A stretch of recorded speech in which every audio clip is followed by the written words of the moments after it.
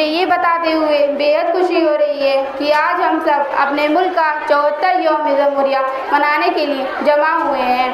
یوم جمہوریہ ہم ہر سال 26 جنوری کو مناتے ہیں۔ حالانکہ ہمارا ملک 15 اگست 1947 کو آزاد ہوا تھا، لیکن سب کو برابر کا درجہ دینے والا قانون ابھی تک نہیں بنا تھا۔ ہمارے قومی رہنماؤں نے مل کر ایک دستور ساز کمیٹی تشکیل دی۔ برسوں کی کوششوں کے بعد ڈاکٹر بھیم راؤ امبیڈکر کی صدارت میں جمہوریت، انصاف اور ملک کے سبھی لوگوں کے لیے کے اصول پر مبنی ہندوستان کا آئین تیار کیا گیا۔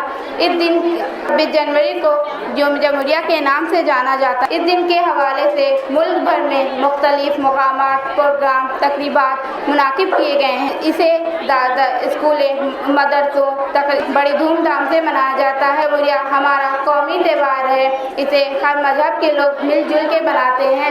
اس کا ذات برادری سے تعلق نہیں ہے، اس لیے ہم اپنے ملک کی آہنگی کو برقرار رکھیں گے، اس سے ملک کی ترقی میں بھی مدد ملے گی۔